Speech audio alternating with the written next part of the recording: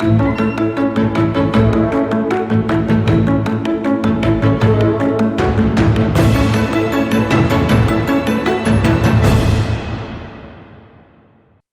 días, buenas tardes, buenas noches, donde quiera que nos estés viendo o escuchando.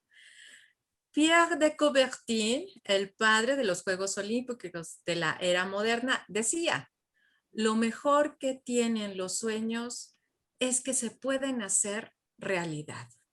Yo soy Verónica Zambrano Morales, secretaria de Gestión y Promoción Profesional de la Federación de Colegios de Arquitectos de la República Mexicana, y les doy la más cordial bienvenida a este Café Arquitectura de la FECAR. En particular, a esta charla rumbo a los Juegos Olímpicos Tokio 2020. Tal vez algo que no habían escuchado es que durante los Juegos Olímpicos no solo se otorgaban medallas deportivas, sino también medallas de arte. Arquitectura, literatura, música, pintura y escultura eran premiadas en los Juegos Olímpicos.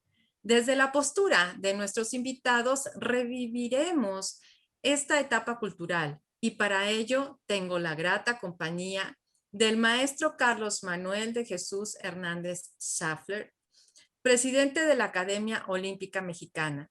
El maestro Carlos Hernández comenzó sus actividades deportivas en el ámbito asociado en 1966 como jugador de hockey en el equipo Europa, conformando después 7 diferentes equipos de hockey.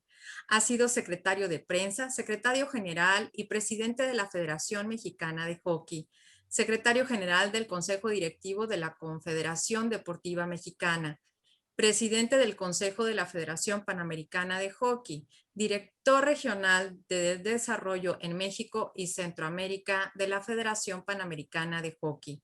A finales del 2018 y durante 2019 participó como invitado de honor y también como ponente en varios eventos y foros dentro y fuera del país, aportando sus conocimientos y experiencia en diversas esferas del deporte. Ejemplo de ello son su participación como presidente de la Academia Olímpica Mexicana en la reestructuración de la Academia Olímpica de Bolivia y su colaboración con las autoridades del Estadio de México para la creación del Museo del Deporte Mexiquense en el Centro Cultural Mexiquense Bicentenario, proyectándose crear además próximamente en ese mismo centro cultural un centro de estudios olímpicos. En 2020 organizó el primer congreso online de la Academia Olímpica Mexicana, así como una serie de pláticas denominadas Entre Olímpicos, con personajes de movimiento olímpico y del deporte en México. Además, ha participado en diversos foros virtuales a nivel nacional e internacional. Cabe mencionar que todos los trabajos y cargos anteriormente referidos fueron y siguen siendo cumplidos de manera honorífica y como una contribución al desarrollo del deporte en México. Es un placer para mí recibirlo aquí con nosotros, maestro. Muy buenas tardes. Buenas tardes, muchas gracias y espero que esta plática cumpla con los objetivos para la que fue diseñada. Muchísimas gracias, maestro. También tengo la grata compañía, y para mí es un gran privilegio tenerlo aquí en sus 30 años, porque anda de fiesta, al arquitecto Francisco González Pulido, arquitecto egresado de la licenciatura de Arquitectura en el Tecnológico de Monterrey, con una maestría en Tecnologías de Construcción y Administración de Proyectos en la Escuela de Diseño de Harvard, en el Massachusetts Institute of Technology, MIT, y Harvard Business School. Con una trayectoria de 30 años, es el responsable de más de 30 importantes proyectos arquitectónicos y de infraestructura edificados en Norteamérica, Europa, Asia y el Medio Oriente. Guiado por la lógica, la intuición y la colaboración multidisciplinaria, su lista de proyectos van desde la escala del interior hasta grandes piezas de infraestructura de transporte. Entre los más representativos figuran los aeropuertos de Colonia en Alemania y Bangkok, Tailandia, el centro de convenciones de Doha, Qatar, o la Torre Japan Post en Tokio, Japón. Todos los anteriores durante su etapa al frente de Yan. Y más recientemente con su propia firma FGP Atelier, el Centro Financiero Internacional de Shanghái, el estadio de los Diablos Rojos en la Ciudad de México, el invernadero del Jardín Etnobotánico en Oaxaca, este último premiado como el edificio más sostenible de Norteamérica por el Architects Newspaper y nominado al Miss Van der Rohe Americans Prize, y la torre GICC en Guangzhou, China. El eje de su trabajo es el pensamiento científico. Aplica un método objetivo y funcional para diseñar sus proyectos a partir de las características climáticas, geográficas, culturales y tecnológicas de cada lugar. Sus proyectos se fundamentan en lo que él define como la belleza de lo funcional. Para celebrar su trayectoria, el Museo Metropolitano de Monterrey inauguró la exposición 30 años, 30 historias, 30 proyectos, la cual refleja su visión arquitectónica del arquitecto mexicano Francisco González Pulido, a quien le doy una grata bienvenida y a quien le agradezco mucho que me haya aceptado la invitación. Gracias, Vero, por la generosa introducción. Gracias, maestro, por acompañarnos hoy. Muy contento de estar con usted. Gracias. Pues estoy de manteles largos, rumbo a los Juegos Olímpicos Tokio 2020. Bueno, vamos a comenzar con una pequeña introducción que por ahí a veces nos olvidamos cómo es que iniciaron las Olimpiadas. Y Pierre de Coubertin, que es el padre de los Juegos Olímpicos de la era moderna, comienza a soñar con unir una extraordinaria competición a los deportistas de todo el mundo, bajo el signo de la unión y la hermandad, sin ánimo de lucro y solo por el deseo de conseguir la gloria. Competir por competir, ¿no? Como dice la frase de Ethelbert Talbot, lo importante no es vencer, sino participar. Y la idea de Coubertin parecía insensata y chocó con mucha incomprensión, pero lo intentó. Viajó por todo el mundo hablando de paz, que eso es algo que necesitamos bastante. Comprensión entre los hombres y de unión, mezclando todo con la palabra deporte. Al fin, en la última sesión del Congreso Internacional de Educación Física, que se celebró en la Sorbona de París el 26 de junio de 1894, se decide instituir los Juegos Olímpicos. En esto, en el ir y venir de la organización de esta reunión para estar con ustedes, al momento que estaba platicando con el maestro Carlos, surge una pregunta muy interesante que por eso me gustaría hacérsela. ¿Cuál es la diferencia entre Olimpiadas y Juegos Olímpicos, maestro? Bueno, una Olimpiada es el periodo de 4 años que transcurren entre unos Juegos Olímpicos y otros. Entonces, las Olimpiadas eran la manera que tenían los antiguos griegos de medir su tiempo, y ellos no tenían en ese transcurrir histórico, no tenían la idea de que iban a ser Cristo, y por lo tanto no podían medir su tiempo en antes o después de Cristo. Entonces, el sistema cronológico que empleaban los griegos para medir su tiempo, todas las ciudades griegas, aunque hubieran estado en conflicto o en lucha, porque continuamente estas polis griegas estaban enfrentadas a pesar de que tenían los mismos dioses y el mismo idioma, medían su tiempo en Juegos Olímpicos. Y entonces el primer Juego Olímpico que se tenga historia es en 776 antes de Cristo, en que únicamente se celebraba una competencia, la competencia del estadio, y esa competencia la ganó un habitante de Élide, una de las ciudades-estado de Grecia, y entonces la Olimpiada, que es el tiempo que transcurrió entre los primeros Juegos Olímpicos y los segundos de la era antigua, llevaba el nombre del vencedor de la carrera del estadio, Corebos en este caso.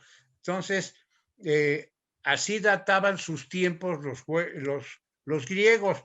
La batalla de Maratón fue en el año tercero de la 15ª Olimpiada y así sucesivamente. Entonces, una Olimpiada es como un sexenio, como un quinquenio, es una medida de tiempo. Y los Juegos Olímpicos son los que fijan esas medidas de tiempo. Curiosamente, esta Olimpiada que vamos a presenciar en 15 días más en Tokio, pues va a ser una Olimpiada completamente atípica, porque va a durar 5 años entre unos Juegos, los anteriores, los de Río y los actuales. Y los siguientes Juegos Olímpicos que se van a celebrar en París van a ser solamente de 3 años, pero el periodo usual es ese, 4 años entre unos Juegos Olímpicos y otros. Entonces, las Olimpiadas transcurren de todas maneras, aunque no haya Juegos Olímpicos. En la era moderna se interrumpieron los Juegos Olímpicos en 3 ocasiones. La primera en 1916 por la Primera Guerra Mundial, y la segunda y tercera ocasión en 1940 y en 1944 por la Segunda Guerra Mundial. Esa es la diferencia entre Juegos Olímpicos y Olimpiadas. Perfectísimo. Francisco, ¿qué experiencias cercanas has tenido tú con los Juegos Olímpicos? Pues fíjate que nunca he estado presente, desafortunadamente, no, nunca he tenido la oportunidad, pero fíjate que he tenido la suerte, la fortuna de visitar varios de estos complejos, ¿no? Por mi trabajo, ¿no?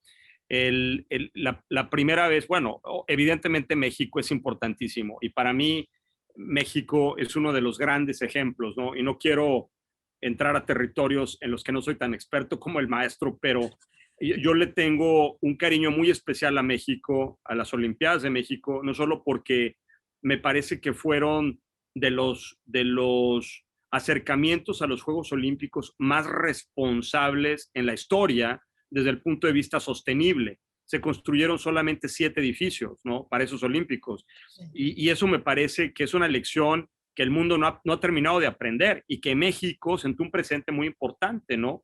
A mí me encantó que México, por ejemplo, se jugó en Acapulco, ¿no? Se jugó en Valle de Bravo, se jugó en Puebla, en Guadalajara, o sea, se utilizó esta infraestructura, se renovó infraestructura. Algo que me encanta es que la Arena México, imagínate qué recinto para hacer el box, y como que el mundo no ha entendido eso, ¿no? Se han dedicado a construir estos complejos que son completamente, bueno, un exceso en términos de dispendio de recursos, y creo que con la excepción de Los Ángeles nunca han sido rentables, ¿no? O sea, terminan costando un dineral que no se puede recuperar. Entonces, México, bueno, desde niño, una relación muy fuerte. Imagínate el honor que es para mí regresar a hacer el Estadio de los Diablos Rojos en el complejo de la Magdalena Mixhuca, ¿no? O sea, para mí esto fue un sueño en el contexto del edificio de Félix Candela, mi edificio favorito de México, punto, ¿no? O sea, esa relación, de hecho quiero decirte que la posición del Estadio de Diablos Rojos para mí estuvo muy alineada en respetar ese eje, ¿no? Esa conexión con el edificio de Candela, tomarlo como un referente para posicionar el edificio. Entonces, México para mí es un referente extraordinario. Y me encanta cómo el concepto de la Villa Olímpica, que por ejemplo sirvió para pagar muchos de los Juegos Olímpicos, o sea, hubo estrategias muy adelantadas que México realmente por su situación económica, política, lo que quieras, aplicó y que fueron muy innovadoras, ¿no? La primera vez que los Juegos Olímpicos se transmiten en televisión a color fue en México. La transmisión satelital, ¿no? Por primera vez en la historia. O sea, hay un tema tecnológico que es fascinante de México. Mi segunda experiencia fue Barcelona, que yo estaba de estudiante en la Universidad de Navarra y entonces fui a visitar el complejo en construcción de Montjuïc. Y me encantó también, de alguna manera, el acercamiento a la reutilización de algunos espacios, ¿no? Hubo algunos edificios nuevos, muchos nuevos, la mayoría, pero el Gran Estadio Olímpico fue una renovación bastante completa, muy extensa, pero de alguna manera muy interesante, ¿no? También. Ese lo vi más en construcción, ¿no? Después, mi tercera experiencia fue Berlín. Cuando estaba haciendo yo el Estadio de los Diablos Rojos, yo tengo muchos amigos en Alemania porque hice muchos proyectos ahí. Yo trabajé en Alemania, bueno, en Alemania, de Estados Unidos, hice proyectos del 2000 al 2008 en Múnich, en Berlín, en Frankfurt, en muchas ciudades, ¿no? Entonces tengo grandes amigos y entre mis amigos hay consultores pues muy prominentes, ¿no? Y el que hizo la iluminación de la renovación del Estadio Olímpico, el estadio que hizo Hitler, ¿no? Sí. Que es un estadio extraordinario, es muy bonito, hay que decirlo, y la renovación es muy buena.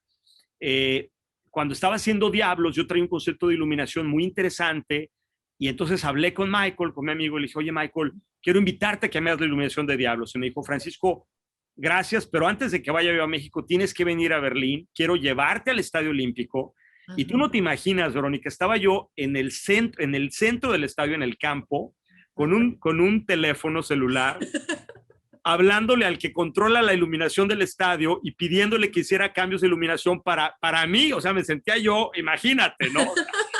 Oye, bájame la luz, préndeme esta, préndeme la otra, porque todo era entender la luz de ese estadio para traer una experiencia pues muy potente a México, ¿no? Sí. Es un estadio que me encanta. Yo corro maratones, entonces corrí el maratón de Berlín, que empieza ahí, termina ahí, es muy simbólico, es muy padrísimo entrar a ese estadio corriendo, es algo increíble. Luego, mi cuarta experiencia fue Beijing, y fíjate que para mí ese sí fue muy decepcionante, ¿no? Porque fue un dispendio, no hubo una idea de cómo utilizar esta infraestructura en el futuro. Yo volví muchos años después y el famoso Bird's Nest, ¿no? El estadio olímpico, cuesta creo que $18 millones mantenerlo al año y no hay nadie. Y oyes a los grillos y a los pájaros, pero no ves a nadie. O sea, es una pena, es una pena. Sí, o sea, eso me parece que es terrible, es muy irresponsable. Y Beijing, la verdad es que me decepcionó. Pero mi campus olímpico favorito es Múnich. Me parece claro. que es bellísimo, es como estar en un bosque, ¿no? Las estructuras son hermosísimas de un gran maestro, fue mi maestro y fue una gran inspiración, Schleich. Y que él fue el ingeniero estructural de todo esto. Yo lo conocí hace muchos años y ese me parece que lo he visitado muchas veces y me sigue conmoviendo y me parece que es el Estadio Olímpico perfecto. Sí, la verdad sí es bellísimo y aparte para la época en la que se hizo, ¿no? Muy avanzado, muy adelantado. Muy avanzado, la verdad. Perdón, me extendí mucho, pero... No, de eso se trata, de eso te trata. Bueno, pero entremos un poco en el tema. Al final de cuentas, dentro de estas Olimpiadas Olímpicas, muchos no sabíamos o no sabíamos que también había competiciones del arte dentro de estos Juegos Olímpicos. Maestro, ¿cómo nacen esas competiciones? Pues nacen de acuerdo para completar el sueño de Pierre de Coubertin de asemejar los Juegos Olímpicos modernos lo más posible a los Juegos Olímpicos antiguos de Grecia. Convoca en 1906 a una reunión en la Comedia Francesa, en el foyer de la Comedia Francesa, a diferentes personas interesadas en el arte a establecer una un proyecto para incorporar a los Juegos Olímpicos de Roma, programados en Roma en 1908, ya las competencias de diferentes expresiones artísticas. Y entonces, en ese congreso en que se empiezan a definir los proyectos para esas expresiones artísticas, se programan originalmente para esos Juegos de Roma, que después no los pudo realizar Roma, sino los realizó Londres, concursos de arquitectura, coreografía, decoración, ensayos literarios, música, pintura y escultura. Al no poderse realizar por problemas económicos los Juegos de Roma y asumirlos Londres en 1908, pues esos proyectos se vinieron abajo porque no quería el comité organizador de los Juegos de Londres en 1908 incorporar un mayor grado de dificultad a su proyecto de salvar los Juegos en ese tiempo, en 1908. Y entonces se realizaron, después de muchos esfuerzos, finalmente en los Juegos, por primera vez los concursos artísticos se realizaron por primera vez en los Juegos Olímpicos de 1912 en Estocolmo. Y me gustaría añadir un punto muy importante a lo que el arquitecto González definió sobre los Juegos Olímpicos de México. De las instalaciones que se hicieron para México 68, siguen sirviendo para los fines que fueron creadas, se siguen utilizando principalmente para eventos deportivos, exceptuando el Palacio de los Deportes, que fue concebido originalmente para básquetbol y que en mi opinión se ha desperdiciado porque no lo han sabido manejar adecuadamente. Los demás espacios deportivos, la alberca olímpica, el velódromo, ¿no? El velódromo ya no se utiliza porque fue un diseño de 333 metros y ahora se utiliza un diseño de 250 metros. Pero en general los espacios deportivos que se utilizaron para los Juegos de México se siguen utilizando para los fines que fueron creados. Y la Villa Olímpica, a la Villa Olímpica que se diseñó para albergar a los atletas y que actualmente es un conjunto habitacional muy codiciado, también la Villa de Jueces que estaba y árbitros que estaba en Coapa, también fue después vendida y contribuyó al desarrollo de esa zona del sur de la ciudad. Entonces, sí, al final se logró en 1912, en los Juegos de Estocolmo, realizar por fin la primera competencia de arte dentro de unos Juegos Olímpicos, y se otorgaron las mismas medallas y los mismos premios que se otorgaban a los atletas en las competencias deportivas. Wow. Qué interesante, ¿no? Imagínate, ser arquitecto. ¿Y hubo premiados arquitectos? Sí, sí. Sí, desde luego, el concurso de finalmente que se estableció en los Juegos de Estocolmo, se realizaron las siguientes competencias: arquitectura, literatura, música, pintura y artes gráficas y escultura.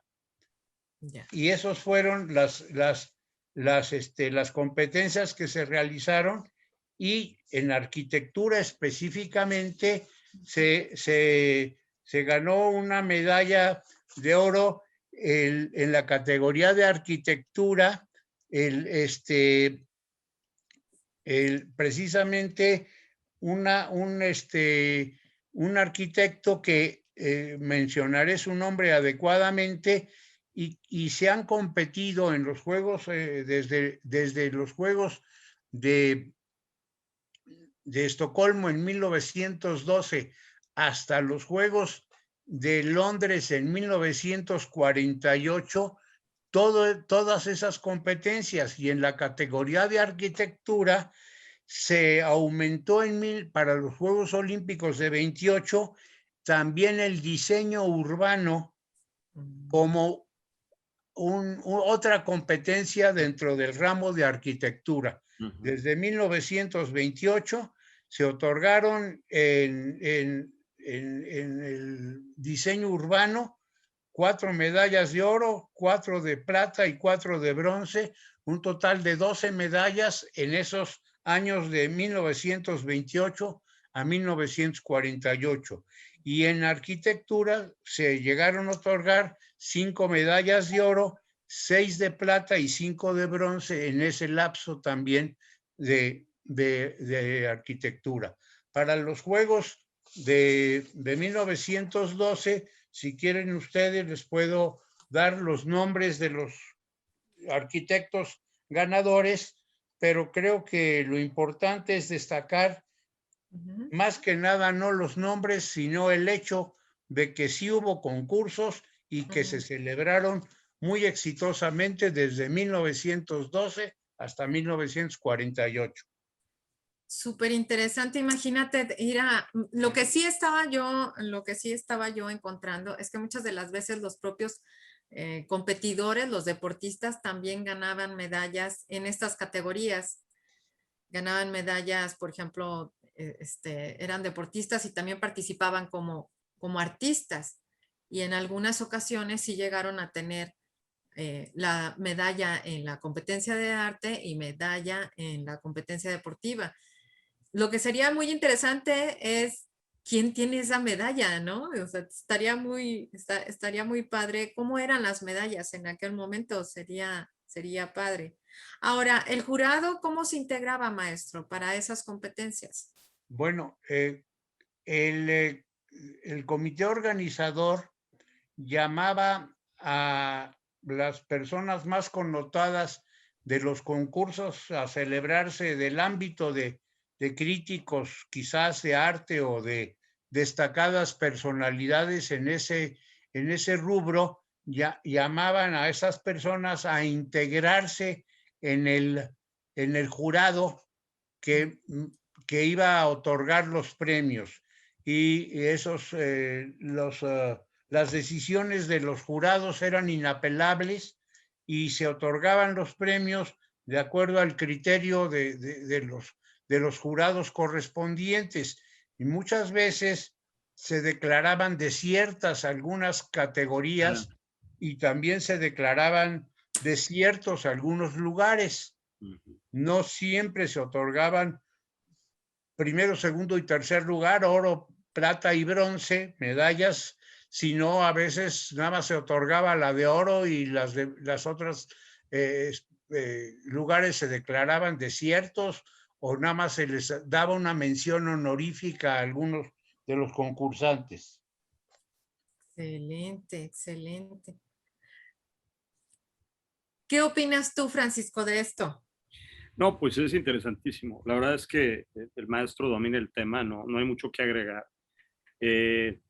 Sí es, no sé, yo más que opinar, me gustaría preguntarle al maestro por qué se suspende, ¿no? ¿Por qué se suspende el tema de entregar medallas a estas disciplinas artísticas en el 48 fue, ¿no? En los Juegos de Londres, es la última vez que se entregan medallas. Eso es algo que a mí pues, me llena de curiosidad, sobre todo porque es un momento en el que la arquitectura a nivel internacional empieza a tomar, bueno, la arquitectura moderna, vamos a decir, ¿no?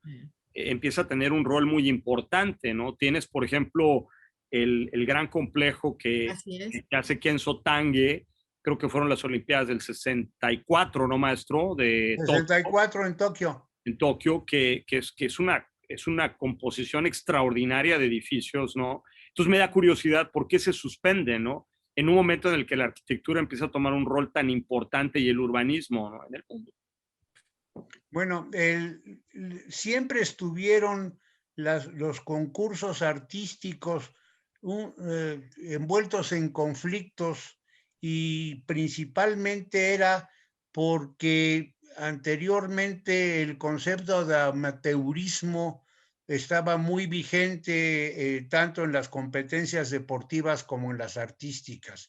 Y en las artísticas yo creo que era algo imposible de lograr, porque pues es difícil encontrar un arquitecto que trabaje por afición nada más y que no tenga algún ingreso de sus conocimientos. Desde luego, lo mismo los pintores y los escultores, pues viven de vender sus obras. Entonces los conceptos de amateurismo estaban siempre en conflicto con también con las pruebas.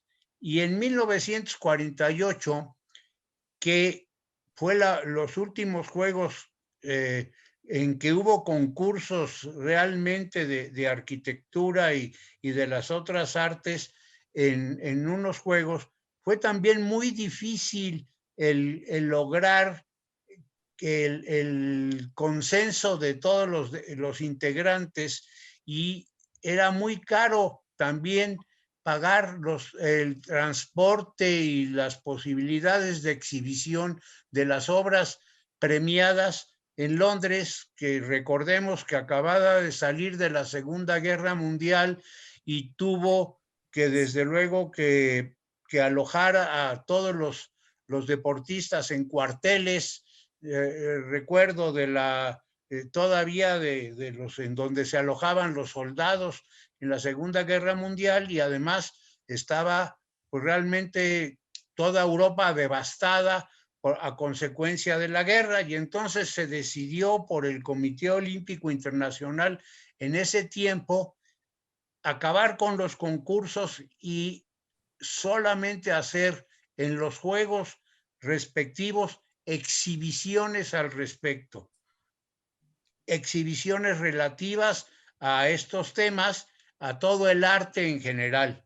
Y entonces cada comité organizador le daba el giro, el tono, la especialidad, el acercamiento a ese tipo de concursos. Y nuevamente México organizó durante un año una Olimpiada Cultural en 68, que realmente fue un hito histórico, porque durante todo ese año hubo concursos, exhibiciones de todo tipo de eventos culturales, no específicamente de arquitectura, etcétera, o de escultura, aunque hubo... Pero a ver, maestro, entonces, perdón que le interrumpa, esa es la razón por la que sucede el paseo escultórico en el sur.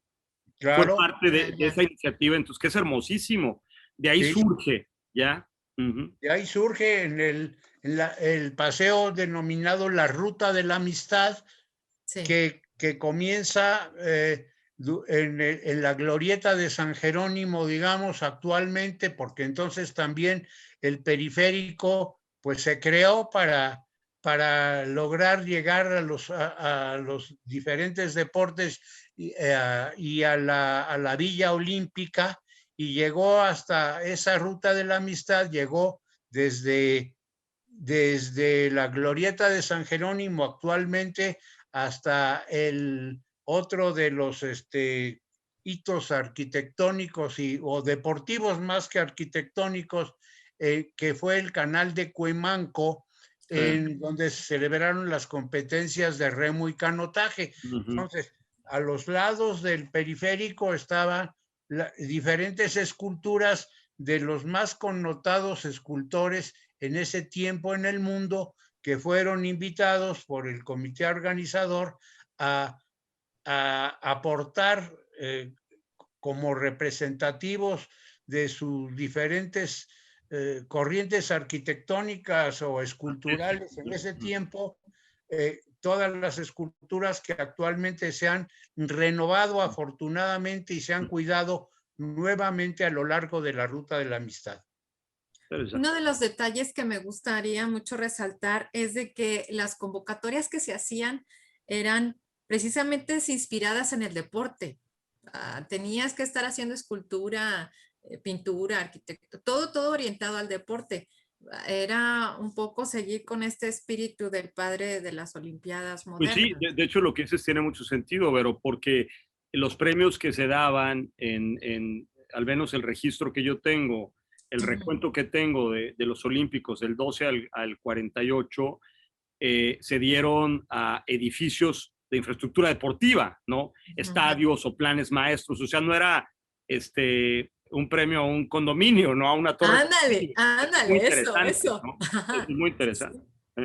Sí, entonces como que todo tenía que ir dirigido al deporte. A ese tema. Si era pintura o era había unas esculturas muy bonitas, la verdad.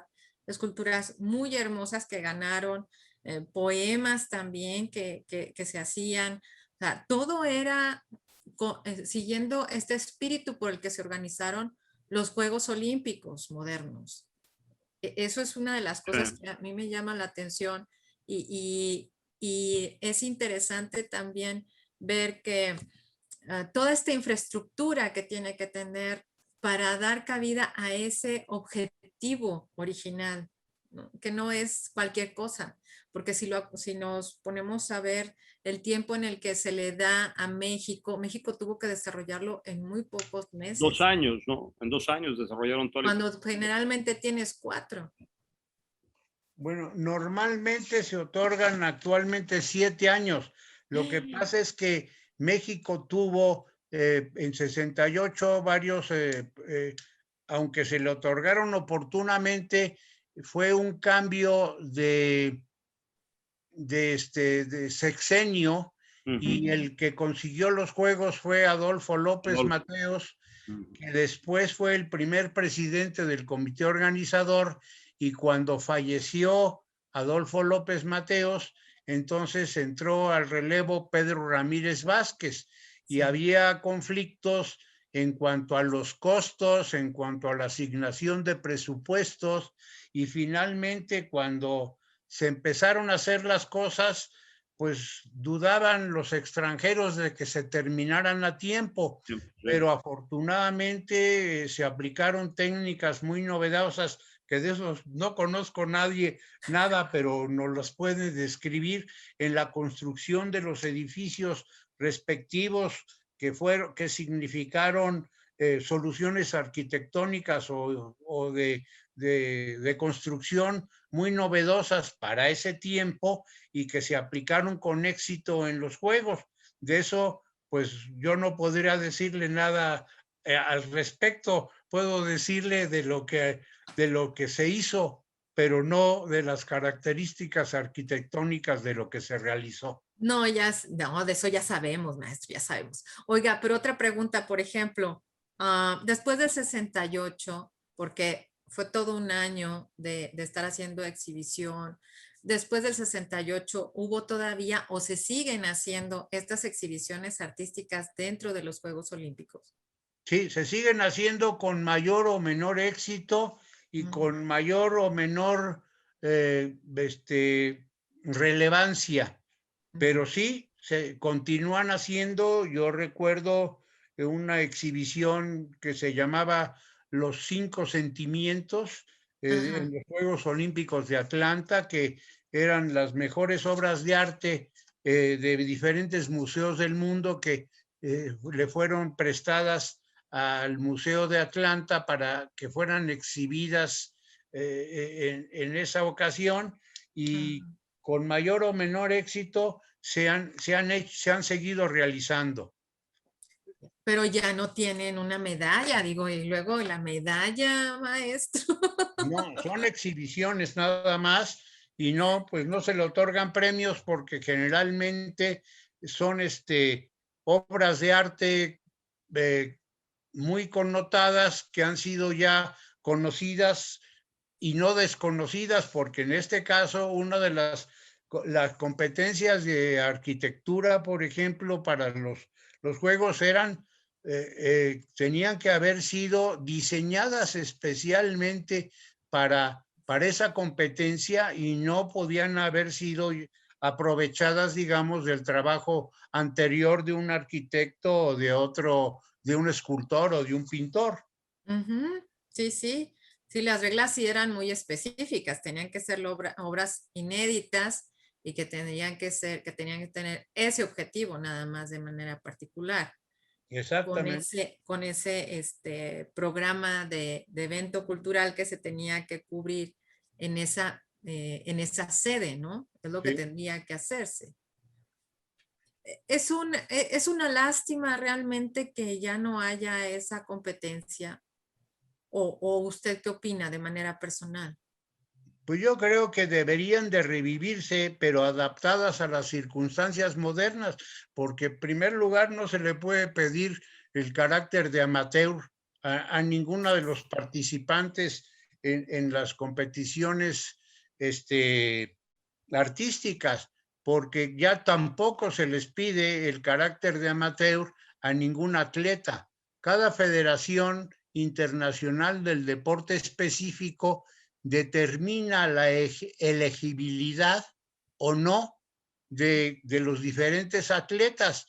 Y entonces ya podemos ver desde los Juegos del 92 en Barcelona, que participó el Dream Team de básquetbol, que eran jugadores profesionales de básquetbol. Entonces, el concepto del amateurismo ya está abandonado y yo creo que debería aplicarse también esa misma tesitura al concepto de competencias artísticas y revivirlas, porque desde luego, pues independientemente de los relevantes premios que hay en todo el ámbito de arquitectura, que son muchos y muy destacados, una medalla olímpica siempre es relevante, muy relevante.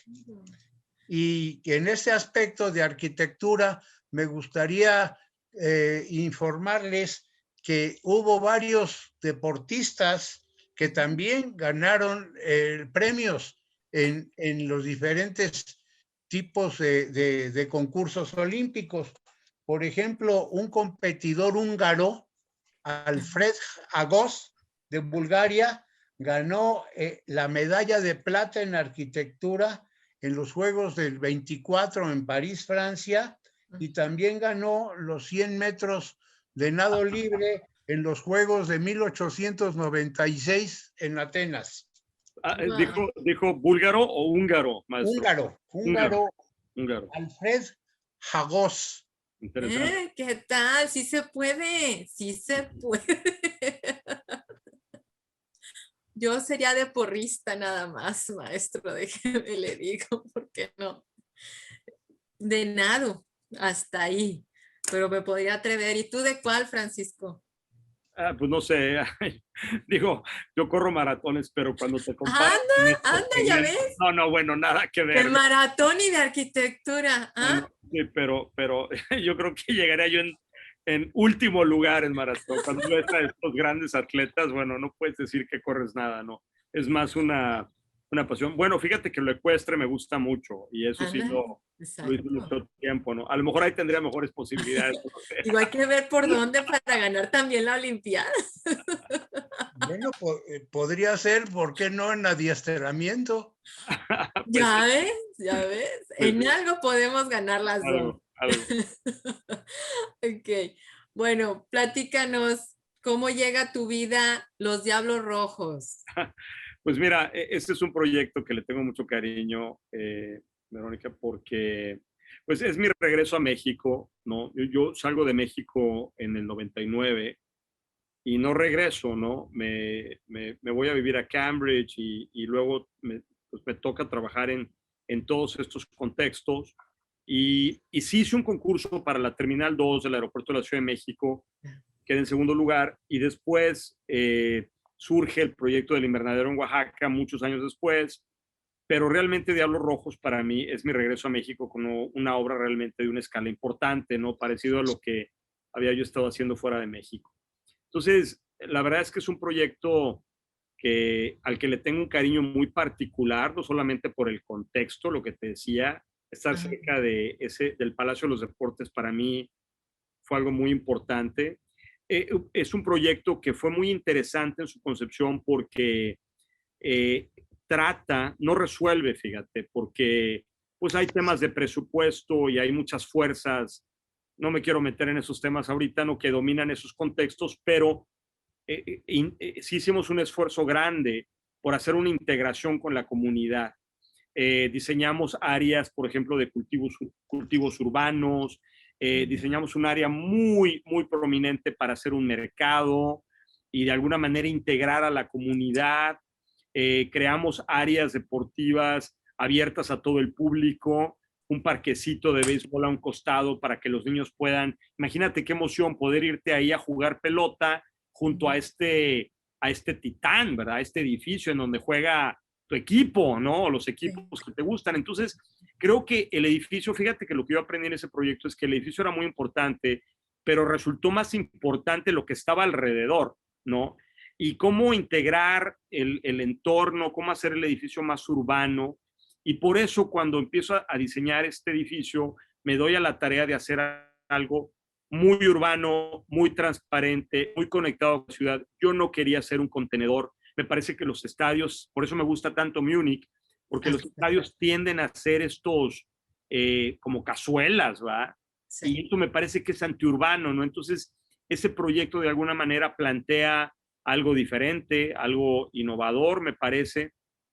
Y bueno, hubo grandes retos para construirlo, ¿no? Teníamos un suelo terrible, estábamos contenidos en la pista en Fórmula 1, el acceso, no te imaginas lo difícil que nos hacían el acceso de los materiales. De repente teníamos que cerrar la obra porque había carrera, ¿no? Y no de Fórmula 1, sino que rentaban la pista para que los amateuristas lo llegaran ahí a correr. Entonces fue un proyecto complejo y eso lo hizo realmente un proyecto extraordinario, ¿no? Y para mí, pues fue muy bonito realizar una obra de esa escala, de ese nivel de complejidad en México, cuando realmente no había un precedente de obras con ese nivel de tecnología, ¿no? Y con esa ambición, ¿no? Que había como escepticismo, ¿no? De si íbamos a lograr realmente una obra de ese calibre en México, ¿no? Y bueno, por eso para mí el proyecto es tan importante, ¿no? Hay una cosa súper importante también dentro de mis notas, que es la afición, estos seguidores, tanto en los Juegos Olímpicos como, por eso pongo un ejemplo de manera particular, como es el estadio de los Diablos Rojos, porque tú lo viviste con la afición. Fue increíble, no lo sabes, pero cuando presentamos el proyecto en el Palacio de Gobierno, se hizo una presentación en el patio, ¿no? Central del Palacio de Gobierno.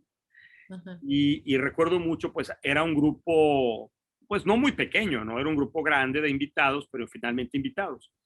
Y habían puesto una valla porque se esperaba que los fans llegaran, porque pues se corrió la voz de que su estadio, que se iba a presentar el proyecto del estadio, qué sé yo.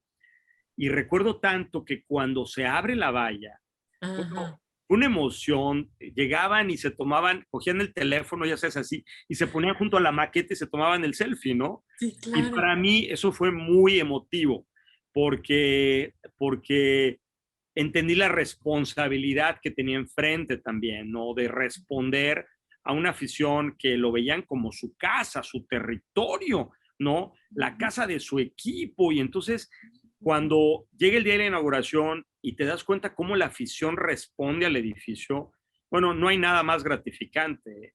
No hay cubierta, no hay voladizo, no hay complejidad estructural, no hay nada que me haya hecho sentir como ver la respuesta que tuvo la afición a la experiencia de estar ahí el día de la inauguración y que de alguna manera fuimos capaces, ¿no? De absorber esa pasión, esos sueños, ¿no? De tantos y tan diferentes y consolidarlos en una obra arquitectónica como esta.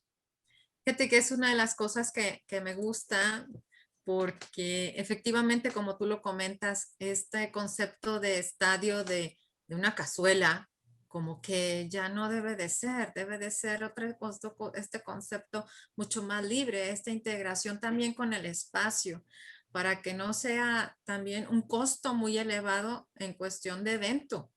porque si tienes, puedes estar desperdiciando mucho estos paisajes que están alrededor por estar conglomerado viendo tanta gente, ¿no? Entonces, como que es mucho diseño también en cuestión de no nada más, una de las cosas que me llamaba mucho la atención en las notas que estuve aquí viendo y las entrevistas, que la afición está, este sentimiento cultural que se debe de estar tomando en cuenta también cuando tú estás haciendo un estadio o un edificio o el proyecto o la Villa Olímpica o el área donde van a estar, tiene que estar también pensado por esta gente, por estas fans, podría decirse, por estos seguidores de estas competencias de manera particular. Entonces, el juego no debe de estarse viendo nada más como un punto de un ingreso económico o donde nada más la gente se va a reunir, sino también qué experiencias va a estar experimentando, ¿no? O sea, qué va a estar sintiendo la gente que va a estar ahí compartiendo. Y el que la gente vaya y diga, yo nada más, a lo mejor me voy a ir a tomar la cerveza, pero me lo voy a pasar padre porque voy a ver la iluminación, voy a ver este paisaje, este atardecer simplemente, porque ahora sí lo veo y antes no lo veía. Sí, claro. Fíjate que estás tocando un tema muy interesante y no me quiero extender en esto, pero para hacer una reflexión. Fíjate que estaba yo diseñando una sala de conciertos en Alemania, en Bonn, con motivo del natalicio de Beethoven, ¿no? Ya.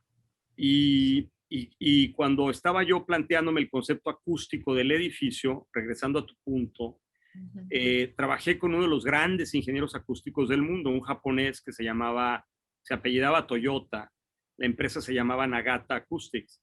Ajá. Y cuando lo busqué para colaborar en este proyecto, me acuerdo muchísimo que le pregunté, le dije,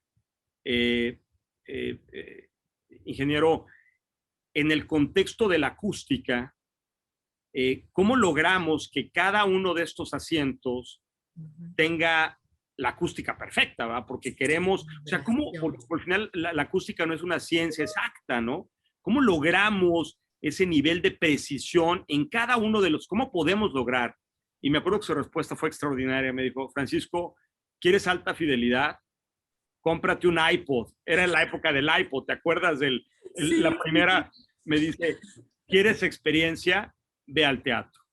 Y eso es muy importante, ¿no? O sea, es más allá de la acústica, es el estar en ese lugar, en ese momento y todo lo que eso te hace sentir, que es mucho más importante a veces que como en el caso de la sala de conciertos, la acústica perfecta, ¿no? Algo que creo que sí tiene el Estadio de los Diablos es que es muy íntimo, aún en la escala que tiene de 22,000 espectadores, sí te sientes adentro del juego, y eso fue una agenda muy importante para mí.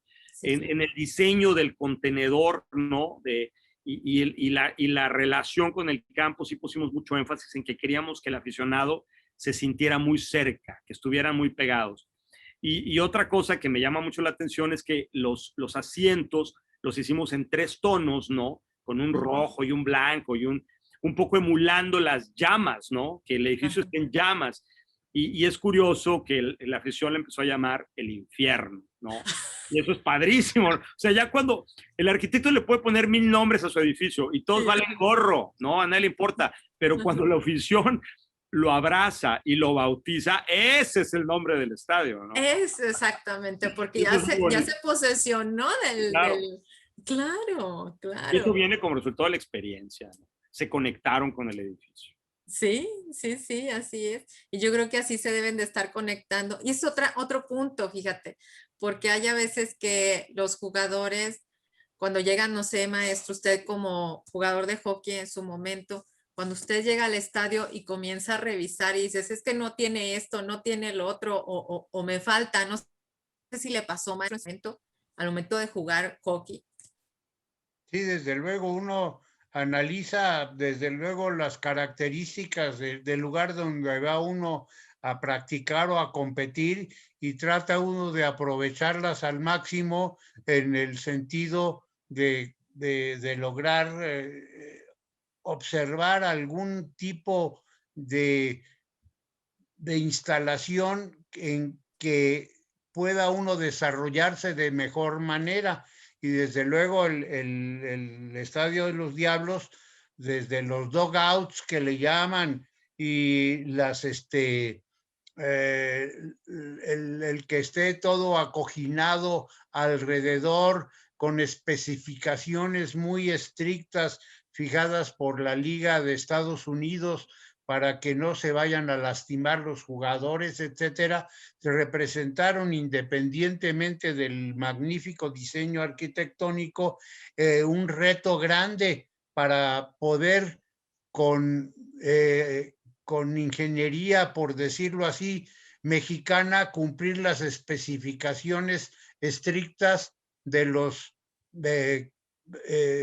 de los diseñadores, de la Liga Americana de Béisbol para protección de sus jugadores que pedían especificaciones que ni por asomo se daban en México, como la distancia que debería de haber entre la pared y el acoginamiento para que estuviera, que no cupiera ahí un guante, pero que sí hubiera un amortiguamiento, etcétera. Entonces, todos ese tipo de detalles se cumplieron afortunadamente al pie de las especificaciones y se sorprendieron también los inspectores de la Liga Americana de Béisbol que pudieran, sin haber tenido experiencia previa, los constructores mexicanos que se encargaron de las diferentes áreas, cumplir con esas especificaciones tan estrictas. Sí, no sé, es que es súper interesante. Eso que menciona el maestro es bien fundamental, Vero. Fíjate que tuvimos a ligas mayores encima. O sea, nos dieron una lista de especificaciones, así tal, justo como lo mencionó el maestro, de lo que teníamos que hacer para que los equipos de ligas mayores pudieran venir a jugar a México. O sea, teníamos que cumplir con esos requisitos.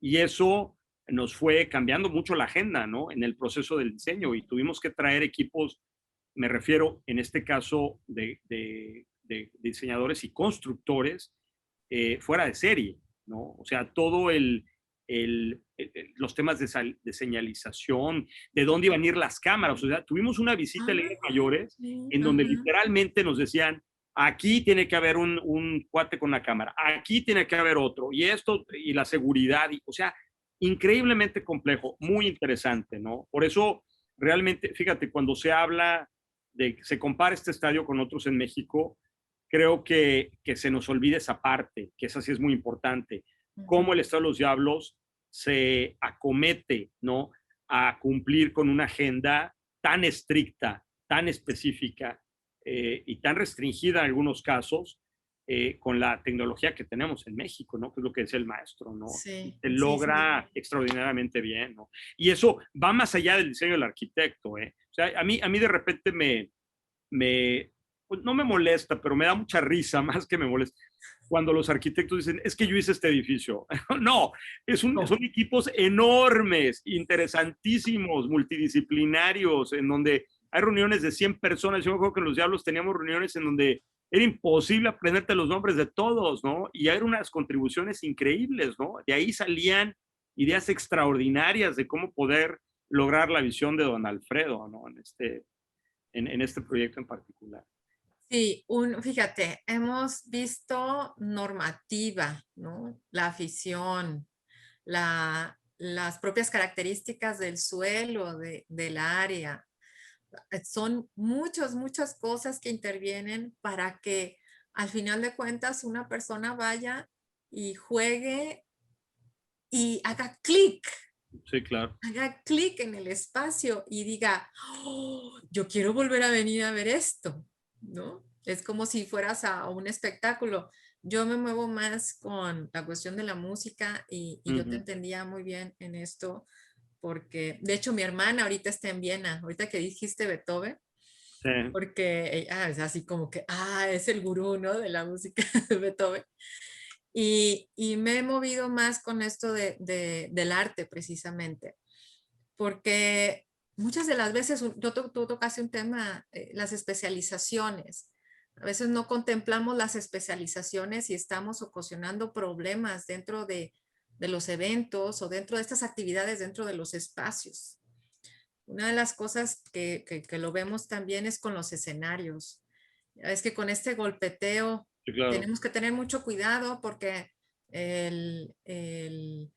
la persona, el artista puede lastimarse si no ponemos también ciertas características, ciertas maderas, cierto todo esto, las acústicas, si no llega el sonido al que debe de llegar o si en algún momento hay un rebote en Sí, un punto, o reverencia, sea, excesiva es todo un reverencia. arte. Sí, O claro. sea, realmente es todo un arte y como tú lo dices, es de llenarse de muchos especialistas para llegar a que ese usuario quede satisfecho con el espacio.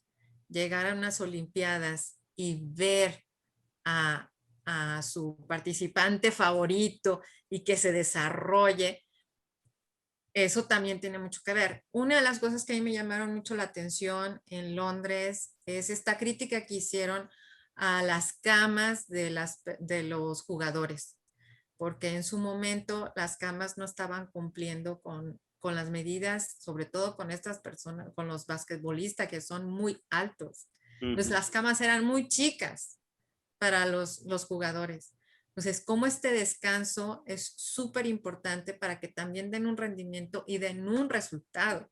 O sea, son muchas cosas que deben de estar interviniendo en la planificación cuando te dicen, oh, tú eres el que vas a hacer los Juegos Olímpicos, ¿no? Y que tienes que tener y cumplir todos estos espacios. Pues algo que quieran contribuir para concluir. Es una plática riquísima, pero yo les prometí una hora porque sé que están muy ocupados y hemos transitado por el antes de los Juegos Olímpicos, por toda esta infraestructura, por las Olimpiadas, no, perdón, las Olimpiadas, no, maestro, regáñeme, por estos concursos del arte, exhibiciones de arte, porque me gustó, a mí me gusta aprender, maestro, y qué padre que podamos estar en esto. Frei Otto, yo admiro mucho también a Frei Otto. Es así, Tremendo, fue tremendo, premio Pritzker también. claro. Sí, sí, fíjate que yo trabajo mucho con su sucesor. Es Ujú, un gran amigo, es un gran ingeniero, y él es el ingeniero que me traigo. Yo diseñé la estructura de los Diablos. Yo tengo background en ingeniería estructural también. Entonces yo ajá, hice el diseño conceptual de la estructura de la cubierta de Diablos, pero me traje a Werner Sobeck, que es este ajá, arquitecto alemán de Stuttgart, a hacer sí, todo el desarrollo de la ingeniería, ¿no? Y él, fíjate que él es el que toma, o bueno, toma la batuta del el Instituto de Estructuras Ligeras que fundó Frei Otto, lo toma ajá. Werner. Entonces, sí, fue un gran maestro, ¿no? Y que influenció rotundamente la arquitectura de los grandes claros, vamos a llamarle así, no solamente en estadios, pero en centros de convenciones, aeropuertos, o sea, de él surgen muchas de las ideas modernas y de los conceptos modernos que utilizamos para salvar grandes claros en edificios muy grandes, ¿no? Sí, Y aparte este laboratorio que tenía de las burbujas, sí, súper claro. interesante, ¿no? O sea, ¿qué dices tú? Bueno, ¿cómo? O sea, si tú lo puedes hacer aquí en chiquito, pues lo puedes hacer allá.